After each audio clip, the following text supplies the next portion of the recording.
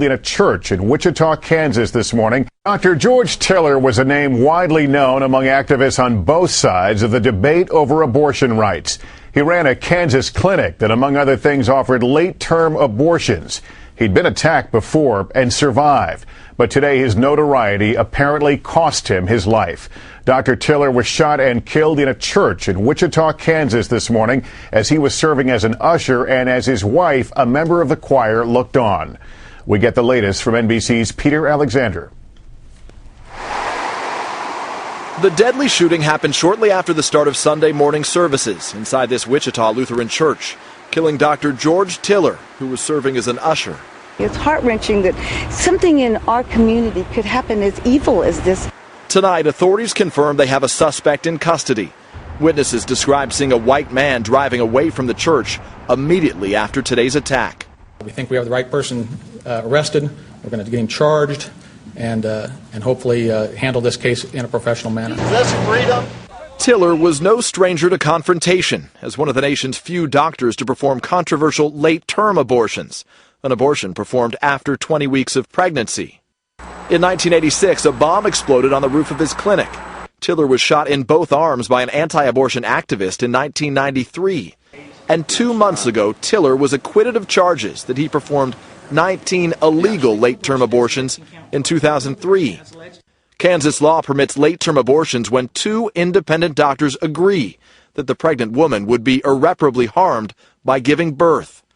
Tiller defended his work as moral and legal in 1992. You simply cannot retreat when you're committed. People don't understand the need for this service, that women's lives are saved, but he did, and he was brave enough to keep going. One of Tiller's fiercest critics, the anti-abortion group Operation Rescue, denounced the attack, saying their organization has worked for years through peaceful, legal means and through the proper channels to see him brought to justice.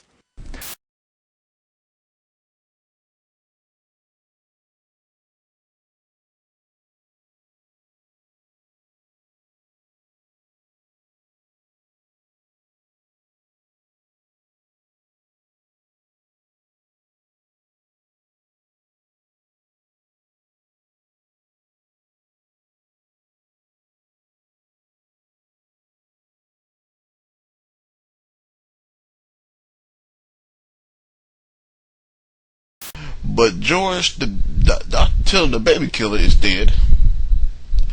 And they say the slaying of the 67-year-old doctor is an unspeakable tragedy. No, it's not. No, it's not. No, it's not. No, it's not. No, it's not. No, it's not at all. Actually, this is payback. Of course, I'm not going to show any love for this man. Why should I? And plus he's a Planned Parenthood lover, and you know this was just gonna happen. You know, no matter what, this was gonna happen regardless. And people, you have to understand, this was common. This was common till the baby killer. You know, Tiller, the baby killer, had to pay the piper. Today's deadly shooting marks the first murder of a doctor who performs abortions in the U.S. in 11 years.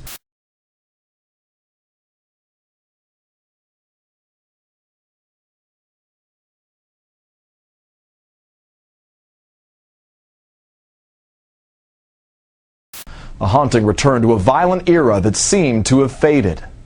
Dr. Barnett Slepian was killed inside his suburban Buffalo home in 1998, one of 7 victims of abortion-related violence that decade. I know people have their own beliefs of what's right and wrong, but the thing is, a good man died today for no reason. Tiller's grieving family released a statement late tonight.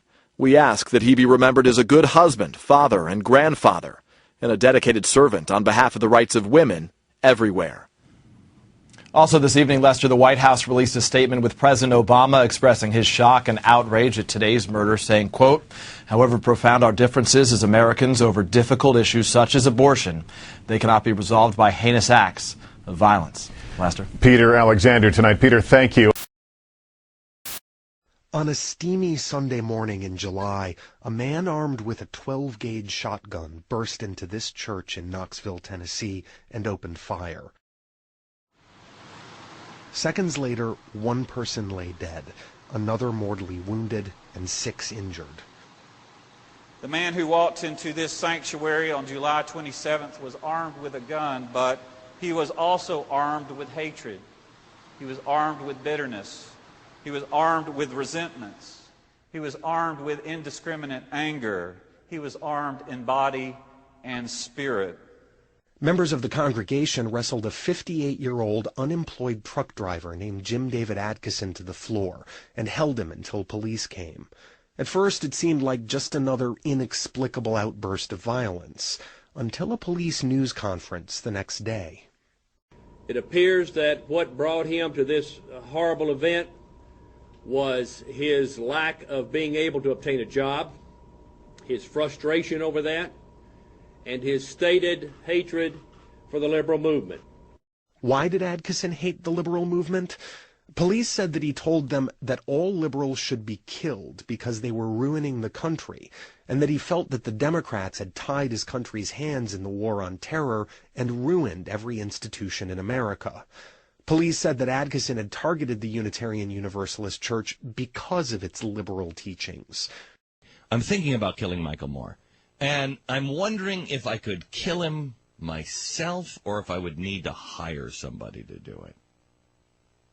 No, I think I could. I think he could be looking me in the eye, and I could just be choking the life out. Is this wrong?